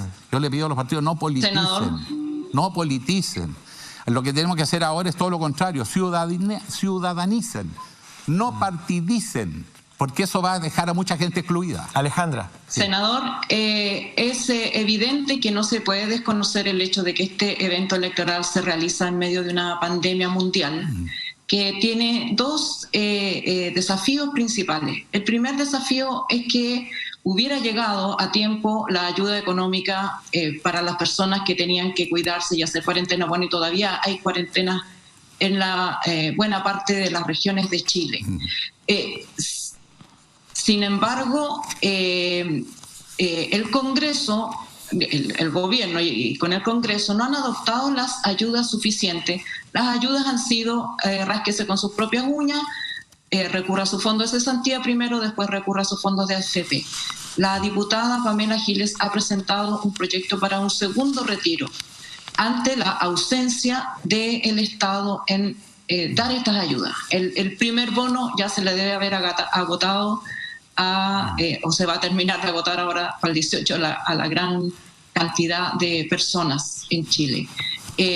¿Usted apoya ese retiro o cómo cree que se debe enfrentar económicamente la pandemia? Y segundo punto, el derecho a voto de las personas que están contagiadas o en cuarentena. Lo segundo, yo lo voy a contestar primero porque es más corto. El derecho a voto es universal y es sagrado. Salvo que por razones legales estés impedido de ejercer tus derechos. Por lo tanto, hay que darle facilidades. Hay que darle facilidades a las personas que estén en esta situación. Y el país tiene que ser flexible para eso y el CERVEL puede adoptar medidas. En el caso de las personas que están con COVID están registradas y por lo tanto perfectamente puede ir un funcionario a retirar su voto y que vote ante testigo y con garantía. Se pueden buscar fórmulas si es que se tiene interés que la gente participe. Ese es un primer punto. Respecto a la anterior, mira, no sé, yo comparto un poco porque siento que tenemos frustraciones similares. La diferencia es que tengo que buscar soluciones además. Nosotros tenemos que ser capaces de resolver todos estos temas de la participación de la ciudadanía en los procesos electorales. Tenemos una oportunidad enorme. Yo estoy optimista. Yo veo que tenemos una posibilidad única en nuestra historia republicana. ¿Y con qué me encuentro? Que se empieza a desencadenar el proceso. Les voy a dar un ejemplo práctico. La descentralización del país. Corresponde elegir gobernadores regionales. Yo he luchado durante 6 años y medio como senador por la descentralización del país, elegir gobernadores regionales, transferir capacidad de tomar decisiones a las regiones y que cada región tengamos una ley de rentas regionales que nos garantice a las regiones autonomía para manejar esos recursos en función del plan de desarrollo de cada región del país. Eso es descentralizar el poder. Bueno, ese cambio es esencial. Bueno, en 30 años, en 30 meses que lleva este gobierno, ni siquiera ha sacado los reglamentos, pues. Y después Senador, dicen, bueno, el gobierno no ha hecho muchas cosas. Ojo, hay que volver a postergar la elección de gobernadores porque el país no está preparado, pero no han hecho nada en 30 meses. Eso es incumplimiento de deberes grave, porque está en la ley. Entonces, toda la vida nos vamos dando vueltas. ¿Por un nuevo retiro del 10%? ¿Cómo se debiera? Bueno, el tema de la crisis va a seguir, y probablemente va a ser muy larga. Y vamos a estar en situaciones muy desesperadas y va a haber que ir analizando en el momento. Pero yo creo que si el país toma conciencia y el gobierno también, que ya no podemos seguir con medidas parche, que se requiere definir una estrategia de largo plazo para defender a las pymes y el empleo, para defender los ingresos mínimos de la familia, al menos la alimentación y los servicios básicos.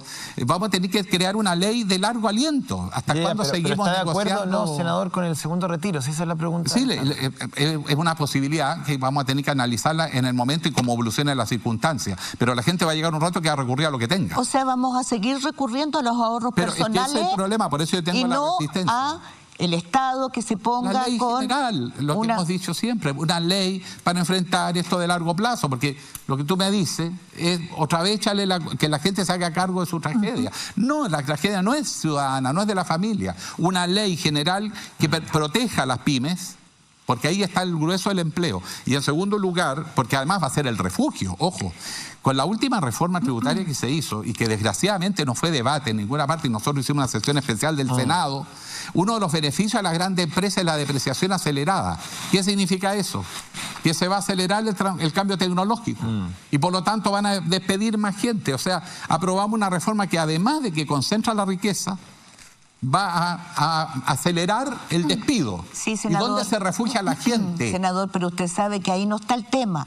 El tema no está ahí, el tema está en los privilegios tributarios, en las exenciones tributarias, claro. Que todavía no podemos saber a quiénes beneficia, pero todos los especialistas dicen que es ahí donde está la mayor evasión de impuestos. Por supuesto, y hay incluso sectores que históricamente, tú vas a la Araucanía y las forestales tienen beneficios y las comunidades mapuche que no tienen ya ni siquiera agua potable, porque hasta eso le han quitado el agua, ni siquiera potable, le han quitado el agua, no tienen beneficios. Bueno, estas cosas yo las he dicho en el Congreso una y otra vez, y como ya veo que ahí no tengo mucho espacio, salgo a la ciudadanía y le digo, ¿sabe qué? Organicemos un gran movimiento ciudadano que ponga estos temas arriba de la mesa. Bueno, aunque sea testimonial, aunque sea poner los temas arriba de la mesa. Si usted como senador pero no tiene dentro de mis posibilidades, porque yo tampoco soy Leonidas de Esparta ahí en la Termópil. Antes de la siguiente pregunta, solo permítame un punto. Yo creo que usted lo tiene bastante claro y es lo que yo diría que lo tiene tan claro como lo tiene Pablo Longueira. Por algo Pablo Longueira decide aprobar porque entiende que la discusión y finalmente la verdadera batalla se da en los constituyentes. Exacto. Para ver qué correlación va a haber, ¿verdad?, entre unos y otros. Pero dicho eso, volvamos a lo presidencial. ¿Por qué? Porque usted ha sido muy crítico respecto del rol que está teniendo en estos días Joaquín Lavín, que dicho sea de paso, si hoy día fuera la elección, digamos las cosas como son, es el próximo presidente de Chile. Si hoy día fueran las elecciones presidenciales, a ver, si queremos la encuesta, es el próximo presidente, lo dicen todas las encuestas. Pero dicho eso... Oye, cuidado con las encuestas. Sí, está bien, bueno. Son mediciones en circunstancias muy particulares. Son mediciones. Y mide a 40 personas, entonces dispersa. Si la oposición va dividida, va a perder. Pero si la oposición se une, gana. Pero es que por eso, vamos por parte. Usted presentó, déjeme con el tema Lavín, porque usted ha presentado una objeción, ¿no es cierto?, ante el Consejo Nacional de Televisión, porque usted ha dicho que aquí lo que se está haciendo con la participación del alcalde en los matinales, en fin, ¿no es cierto?, es como una suerte de cadena nacional. Uso abusivo de franquicias que son... a las que se tiene que postular y que están regidas por ley. De acuerdo, pero más allá de aquello, más allá de la presencia que tiene naturalmente el alcalde más que cualquier otro alcalde sin duda, ¿usted no cree que él tiene colores propios? ¿Qué opina usted cuando él habla de este gobierno de unidad nacional, cuando él, más allá de las bajadas, se define como un socialdemócrata? ¿Usted no ve en él una una figura distinta a la derecha ortodoxa, tradicional, propia del sector al que él pertenece? A ver, en la vida uno tiene cierto margen de aprender y cambiar. Pero cuando una persona estaba Pinochet y era pinochetista, cuando estaba Bachelet era bacheletista, que ahora se pone socialista, yo, perdona la duda cartesiana, me afloja con todo. Yo tengo derecho a pedir una mínima consistencia. Una cosa es el marketing, ya desaforado. Oye, pero si ayer yo lo vi disfrazado de, no sé si era Bernardo Higgins o Carrera, estaban en un debate San Martín y O'Higgins, en un programa. Pero Francisco Vidal también estaba. Perdóname, el país está enfrentado al mayor dilema institucional de este siglo. Ya, pero usted estaba en el matinal de Chilevisión. Y resulta que están todos preocupados de festinar esto. Ya, pero a ver, todos han estado en paneles políticos en los matinales, senador. Por supuesto, pero con seriedad. Pero, pues vamos a conversar. Pero no pudo cambiar él, realmente no pudo cambiar en estos años. Pero no, en serio, o sea... Yo no confío. Tú no me haces una pregunta, no confío. Ya, no confía. No. Y por lo tanto... Yo veo la consistencia histórica de una persona, de unidad solidez, nacional, no esta cosa marquetera, porque le causa un daño al país. Pero un gobierno de unidad nacional... No se da. Eso es imposible, no tiene... Yo lo que he visto cómo se juega el poder en el Congreso, me van a venir a mí a decir que aquí están pensando en el bien del país. No, señor. Lo que hacemos los políticos es representar intereses. Yo tengo que representar a la gente que vota por mí. ¿Quiénes son? Clase media, trabajadores. Esa gente a la que votó por mí, yo a ellos yo me debo. Perfecto, y hay gente que elegía por los empresarios y representa a ellos. Aquí se representan intereses. La política es un juego poder.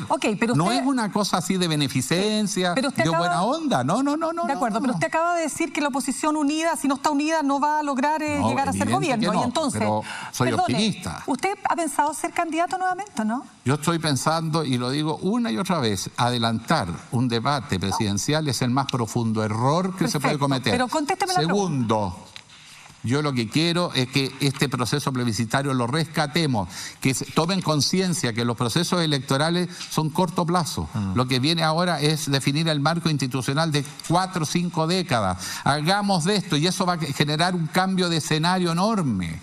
El próximo año, un año que Chile va a expresar todo eso que viene desde adentro, va a salir, que salga bien. Y créeme, va a ser otro país, otros liderazgos, van a surgir figuras. Bueno, no se desesperen, pero denle la posibilidad a la historia de irrumpir. Mónica. Senadora, hay algo que me preocupa. Yo lo veo con fuerza haciendo denuncias muy graves hoy día en este programa. Pero la elección presidencial pasada, entre la elección presidencial pasada han transcurrido más de 2 años. ¿Por qué ha estado tan callado? ¿Por qué usted entró desde ese fracaso, se metió en el Senado y como que decidió callarse? ¿Por qué se cayó? En realidad, para ser sincero, no me callé. Pero es que no lo hemos escuchado. Les voy a cantar, me callaron, que es distinto. ¿Quién lo cayó? Perdón, un tiempo que no me invitaba a nadie, a ninguna parte. Pero me la como tranquilito. Perdón, senador, ¿y no pudo hacer una conferencia de prensa en el Senado cuando usted conferencia de prensa ha hecho miles. No, escúcheme bien, senador. Cuando usted ve perfectamente que hay una ley que perjudica, como la que acabamos de hablar, del Fondo COVID, que va a ir a las grandes empresas. Por favor, te cuento. Logramos que las pymes, por primera vez en la historia, se hizo una sesión especial del Senado de la República para escuchar a las pymes. Fueron no sé cuántas pymes de Chile a través de sus centrales. Se produjo un debate.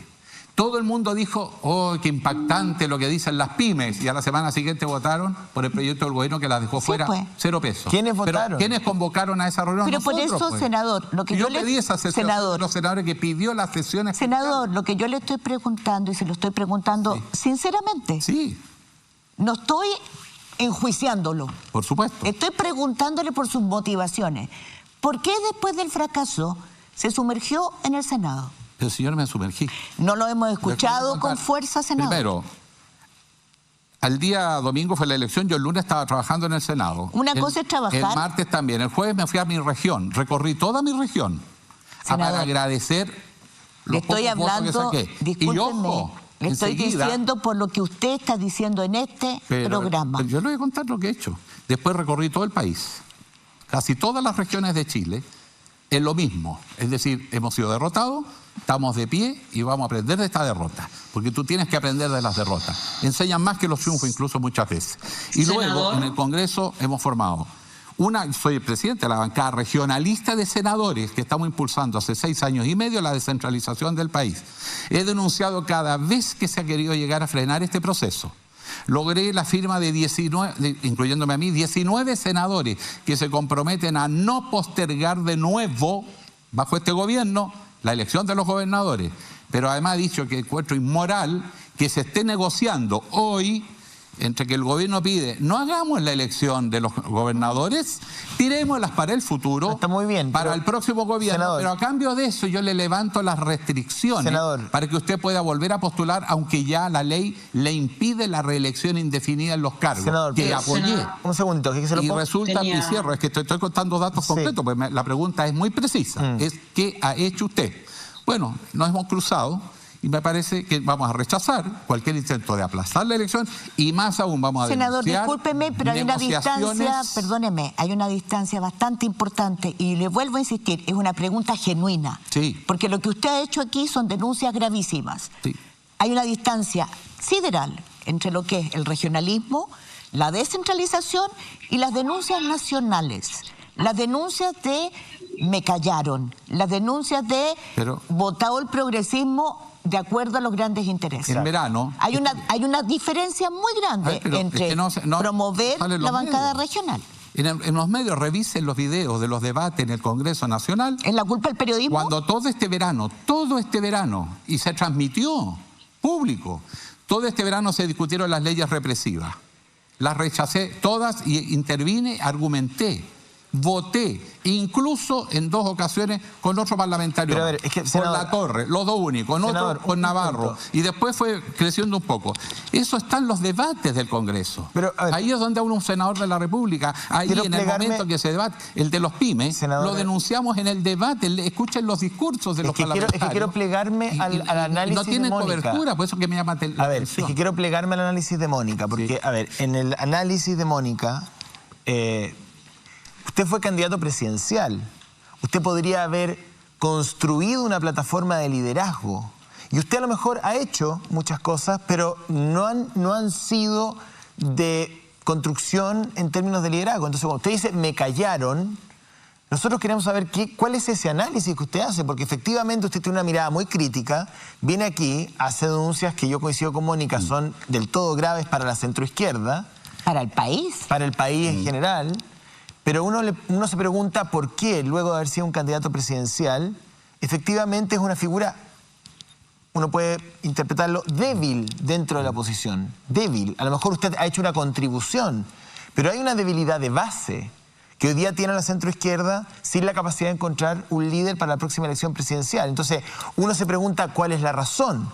¿Quiénes lo callaron? ¿Quiénes lo silenciaron? ¿O por qué se silenció? Que me parece que en esa O a lo mejor su candidatura fue artificial. A lo mejor. Es posible, pero eso ya lo tiene que juzgar la prensa. No.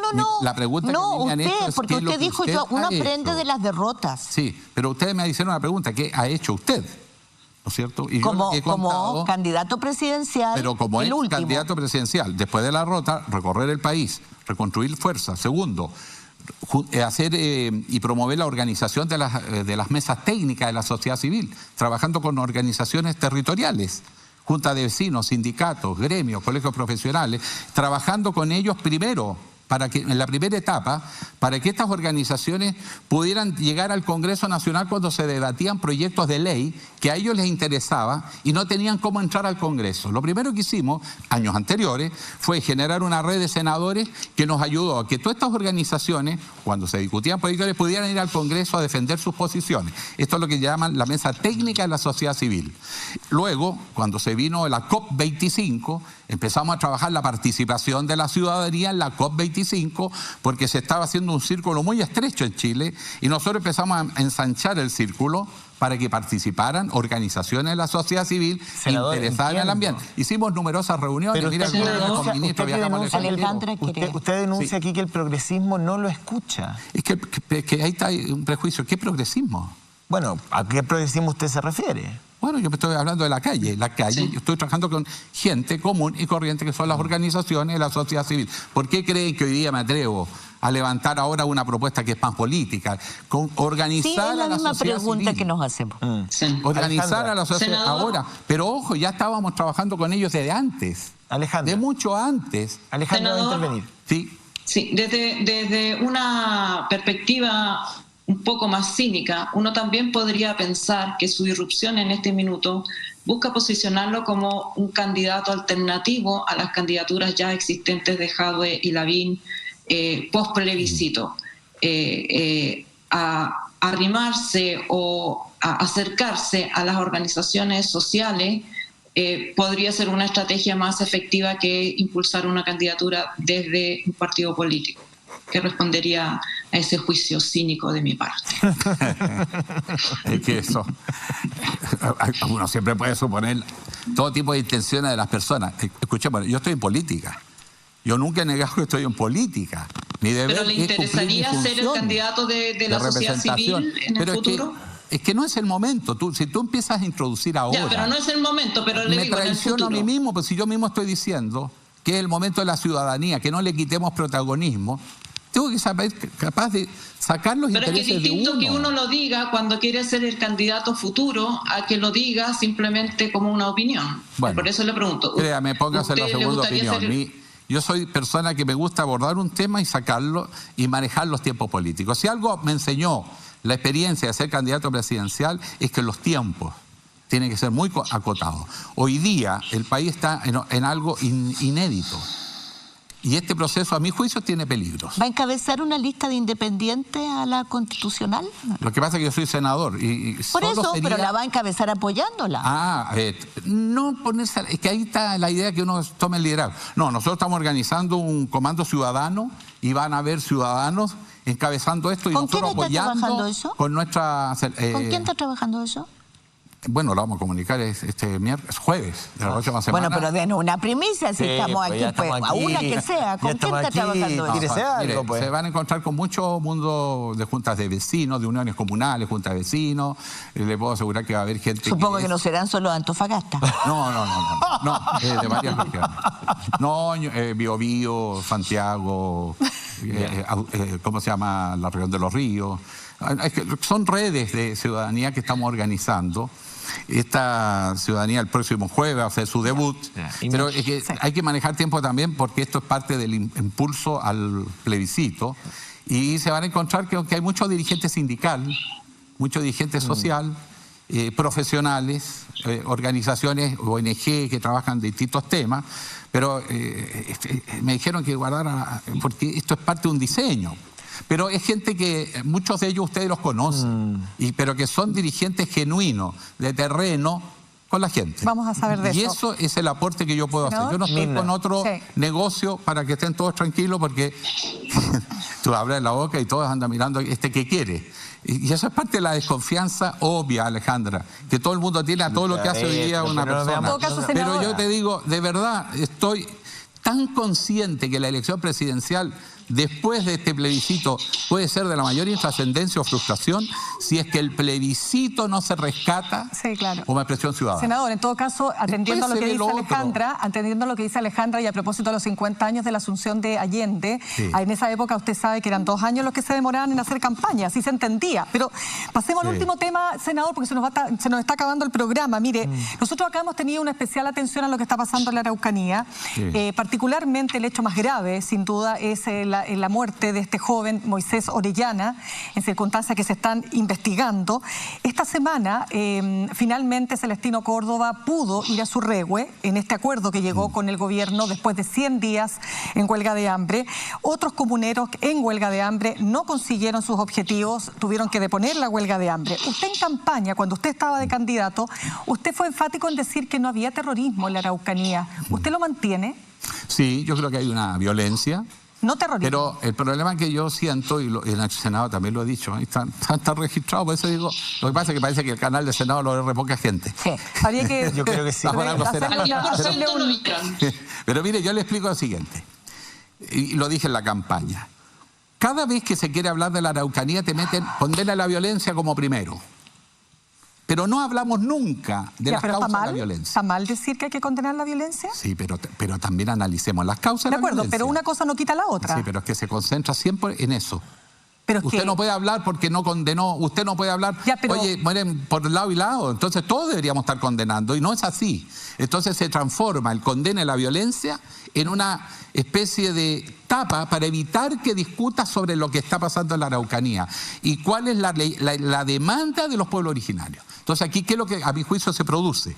Es que son dos mundos distintos que están tratando de tocarse y no se logran entender, porque nosotros, el sistema político, está disponible a darle cosas a los pueblos originarios, las cosas que la clase política le quiere dar, no lo que demandan las organizaciones y los pueblos originarios. Y eso incluye, ojo, no solo los mapuches. Entonces, ¿qué es lo que ocurre? El problema de Mapuche empieza por reparación de tierras, sus tierras ancestrales, porque la tierra y el agua es condición de vida de su mundo, de su cultura, de su economía, de su sobrevivencia, de sus valores. Y nosotros lo miramos de otra manera, como si fuera cualquier tierra. Precisamente porque no se ha llegado a esos acuerdos. Exacto, y a esas resoluciones políticas, el conflicto también se ha radicalizado.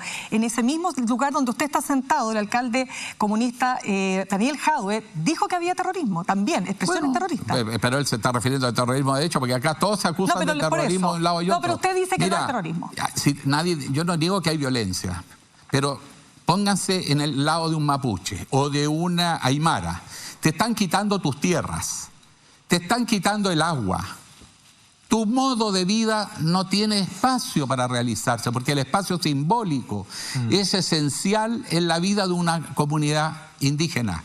En consecuencia, lo que ellos están planteando es algo que el sistema no ha sincerado, que no está dispuesto a dárselo. Porque si supone devolver tierras usurpadas, derechos de agua usurpados, de reconocerle su reconocimiento constitucional como pueblo con derechos, con garantía y con un derecho a un modo de vida distinto, a valores distintos. Entonces, no ha habido sinceridad para buscar un acuerdo de la Araucanía que permita la convivencia de mundos distintos. No se trata de integrar y traer para acá. ¿Sinceridad de quién?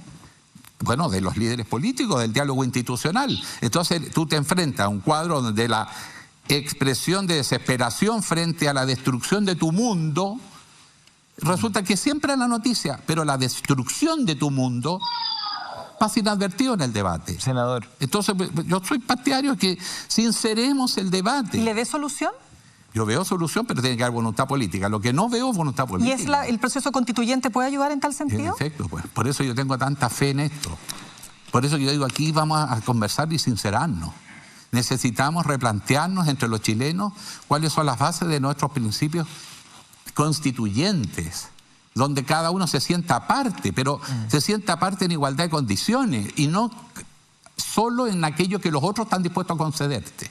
Yo entiendo el discurso y la respuesta que le da Mirna, pero a ver, quiero ir al tema político porque hubo un proceso de consulta en 2014 muy amplio que duró 7 meses sobre nueva institucionalidad indígena. En 2017 hubo una consulta constituyente para que los pueblos originarios plantearan cuáles eran los temas que ellos querían que estuvieran en la eventual nueva constitución, proyecto que la presidenta Bachelet mandó al cierre de su jornada. Quedaron pendientes proyectos de ley sobre nueva institucionalidad indígena. El proyecto de Bachelet no contenía prácticamente nada de lo discutido en estos foros de consulta, que además están normados por organismos internacionales con garantes como Naciones Unidas. La pregunta es, senador, ¿en qué están esos proyectos y por qué de alguna manera se ha convocado al pueblos originarios a procesos de consulta que son largos, que son tediosos, que requieren una organización, que requiere recursos públicos para que después el mundo político sea incapaz de transformar esas exigencias de los pueblos originarios en políticas públicas concretas? El 2014, el 2016, el 2017 y hoy día de eso hay muy poco. Por eso que yo les planteo que aquí falta sinceridad, pues. Sinceridad y voluntad política. ¿Pero en qué están los proyectos? Porque tenemos que hacer cambios que no estamos disponibles a hacer como institucionalidad. No estoy diciendo que yo no esté dispuesto, estoy diciendo que la institucionalidad no está dispuesta. Entonces, cuando tú hablas de los temas indígenas, hablas de aquello que el Estado está disponible a dar. Pero en los países que han logrado resolver esto es porque se ha llegado a un acuerdo de dos mundos que han aprendido a convivir, pues. Y por lo tanto aquí no se trata de lo que yo quiero darle y qué estoy dispuesto a darle, sino qué es lo que ellos demandan y qué le permite su sobrevivencia. Entiendo. Y los pueblos originarios están luchando por su supervivencia en Chile. Entonces dime, perdóname, pero de pronto se rebelan. Hay violencia, claro, es condenable, pero no puedo anular el debate de fondo, pues si te están quitando todo y ahora tú luchas por tu supervivencia. Yo he conversado con jóvenes mapuches, la campaña me permitió aprender muchas cosas. Y los jóvenes decían, mire, acá vino un ministro, el ministro de Obras Públicas le tengo buena, se ha portado bien con Antofagasta en algunas cosas, así que perdón, ministro Moreno, pero usted llegó a la Araucanía y dijo, aquí les traigo el plan de la Araucanía, puras grandes empresas que van a invertir en la Araucanía. ¿Y qué van a hacer los mapuches? ¿Van a barrer el piso de los hoteles, de las cadenas? Ellos le van a tomar los lagos con grandes hoteles, las termas, la naturaleza. ¿Y dónde está el pueblo mapuche? Vamos al norte. Fíjate que ahí tenemos una bonita experiencia en San Pedro de Atacama. Los pueblos originarios administran los parques naturales y los cuidan tan maravillosos. Ahora, desgraciadamente, con la pandemia, San Pedro de Atacama, un lugar maravilloso en Chile, está muy afectado por el turismo. Pero, ojo, es un turismo auténtico, es un turismo con contenido.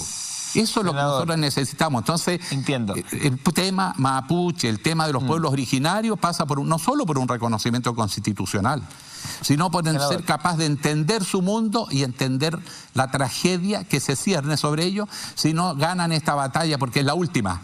Porque si pierden las tierras, pierden el agua, pierden su cultura, se acabaron los pueblos originarios. Senador, y no se trata de eso. Por esta entrevista, por haber dedicado parte de su mañana de 20 de septiembre. Regalo tenemos de Penguin Random House, Ken Follett, Las Tinieblas y el Alba. ¿Será el Congreso? La tiniebla. Falta la sinceridad. El alba, el plebiscito ciudadano. Para que lo lean. Muchas gracias por haber estado con nosotros. Este tema, de verdad, a veces me excuso porque me apasiona. No, está muy bien. Somos pero, apasionados periodistas. de verdad, yo se los quiero decir con este corazón. Yo soy un hombre que llegó a la política a los 60 años. Ya, tenemos que ir a comerciales. Y quiero decirle que lo que está en juego en el país no es una elección presidencial, no es una elección parlamentaria. Estamos jugando 40 años de historia, 50. Bien, vamos a las reflexiones finales, palabras al cierre de este programa. Mónica González. Sí, yo me quedo con que estamos en un momento muy clave en Chile, en un momento no solamente en Chile, ¿no? En toda América Latina la democracia se ha debilitado, lo que pasa en Venezuela es horroroso. Tenemos una explosión de conflictos que ponen en peligro. El problema de la democracia es la vida de los ciudadanos. Y yo siento que esta semana nosotros tenemos una información que a mí me dejó perpleja, que terminan de desclasificarse documentos sobre Chile, lo que pasó hace 50 años, exactamente, 50 años. Y que yo quiero detenerme en que hace 50 años, un 15 de septiembre, en solo 20 minutos, se decidió el destino de Chile en los próximos 20 años, en tan solo 20 minutos, entre las 15:15, 25 y las 15:45, en el Salón Oval de la Casa Blanca de Estados Unidos. Ese día hubo una reunión entre el presidente Richard Nixon, el fiscal general John Mitchell, el director de la CIA Richard Helms. Y ahí fue donde el presidente de Estados Unidos, Nixon, ordenó hacer chillar la economía chilena, que había que organizar el golpe de Estado para impedir, 11 días después de la elección del 4 de septiembre, Salvador Allende, impedir que Allende llegara al poder o dar el golpe de Estado. Ahí fue la decisión decisiva. Autorizó mínimo $10 millones. No le preocupen los riesgos que involucre, trabajo de tiempo completo, los mejores hombres que tenemos. ¿Por qué sabemos con tanto detalle? Porque el director de la CIA, el jefe de la CIA, Richard Helms, tomó nota detallada. Y el 75 se desclasificaron. Entonces, todas esas notas, las grabaciones de lo que se habló ahí, fueron escuchadas por todo el mundo. No en Chile, porque en Chile el 75 había golpe de Estado, había dictadura y no había prensa. Ahora hay algo impresionante. Hoy día sabemos por qué pasó el 15 de septiembre. Porque el 14 de septiembre, Kissinger y el jefe de la CIA desayunó con alguien muy importante, con un chileno, con Agustín Edwards. Agustín Edwards, que en ese tiempo no solamente era el dueño del diario más influyente del país, el Mercurio, sino que dueño de banco y vicepresidente de la Pepsi-Cola. Y fue en ese momento, según los documentos que tenemos ahora, que él, como informante destacado de la CIA, entregó información de inteligencia sobre quiénes eran los hombres con los que había que organizar el golpe y quienes podían encabezar el nuevo gobierno con la intervención de Estados Unidos. Yo, de verdad, cuando leo todo esto que está en CIPER, en los documentos desclasificados, en una investigación de Peter Kornbluth, me quedo boca abierta, porque creo que si no asumimos el horror que significa la intervención extranjera, las muertes que provocó, de hecho, la estación de la CIA dice, esto va a provocar una debacle por la matanza, exacto, por la masacre. Dice, va a quedar una masacre. O sea, se advirtió ya en septiembre. Y yo digo, uff, qué poco vale la vida. Porque con esto termino, lo que se estaban defendiendo eran intereses económicos que primaron ese 15 de septiembre más que la vida de miles de chilenos. Gracias, Mónica. Alejandra. Sí, yo quiero destacar que Chile continúa en pandemia, que hay muchas personas que han sufrido problemas económicos, pero no solamente problemas económicos por el cierre de empresas, sino que también como consecuencia natural de las medidas sanitarias que toman los gobiernos. Las medidas sanitarias son necesarias, pero los gobiernos tienen la responsabilidad de adoptar las medidas de manera integral y hacerse cargo de todos los problemas. No se puede dictar una cuarentena, por ejemplo, sin proteger a las mujeres que pueden ser víctimas de violencia intrafamiliar. Hay que adoptar políticas en 360 grados. Y parte de esas políticas que no se han adoptado, a pesar de que la pandemia comenzó en marzo, son las políticas de protección económica y social de la población chilena. Vamos a volver de nuevo a discutir otro proyecto para retirar un 10%, porque el Congreso ha sido muy eficiente en aprobar otros proyectos de ley que benefician a las grandes empresas, pero prácticamente ineficiente o nulo en adoptar este programa. Y segundo tema, que me parece muy interesante, es el derecho a voto de las personas contagiadas. El CERVEL ha dicho que no van a votar. La Comisión Chilena de Derechos Humanos presentó un recurso de protección porque el CERVEL no tiene facultades para impedir el derecho a voto de nadie que no esté previamente establecido en la Constitución. Exacto. Y las personas enfermas no se les puede negar el derecho a voto. Bien.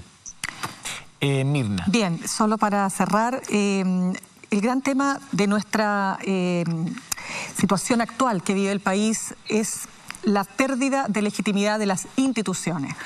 Y eso tiene mucho que ver con el proceso que vamos a iniciar a partir de lo que pase en el plebiscito del 25 de octubre. Y quiero vincularlo con esta investigación o este sumario interno que está haciendo Contraloría, que es, aunque a algunos no les guste, una institución que goza de las pocas de mucha legitimidad, precisamente gracias a su autonomía. Es importante porque acá no hay nadie que esté por sobre la ley, porque la impunidad socava la institucionalidad democrática y porque es importante que en este país no sigan solo cortándose siempre el hilo por lo más delgado, particularmente cuando se trata de vidas, particularmente cuando se trata de derechos humanos. Vimos este programa y tuvimos el caso terrible, ¿no es cierto?, de una persona que murió producto de una golpiza realizada por Carabineros. Por lo tanto, Carabineros, al revés, lo que tiene que hacer es que estos hechos naturalmente se conozcan, se transparenten y no temerle justamente a una investigación interna de carácter administrativo, porque esto ayuda a recuperar la legitimidad. Gracias, Mirna. Bueno, agradecerle a Jorge Elorriaga, dueño de Pastelería Candel, que nos tiene con estas exquisiteces aquí. Habíamos ganado un poquito de kilo en el 18, bueno... Vamos a seguir ganando. Un poquito, da lo mismo, después lo perdemos en la semana, pero la verdad es que muy buen trabajo de coctelería. Candel, que es la pastelería más prestigiosa de Chile. Ahí ustedes abajo tienen su página web, también su dirección. Pueden consultar de estos canapés, estos pastelitos exquisitos. Gracias y ojalá estés con nosotros por muchos capítulos más. Y también agradecer a Sarika Rodríguez, que se encarga del vestuario mío. Muchísimas gracias, con mucha dedicación, tienen cosas muy bonitas y dan un servicio también de excelencia. Bien, pues Mirna, gracias. Mónica, Alejandra, un placer haber estado con ustedes este día domingo 20. Nos reencontramos la próxima semana. Chao.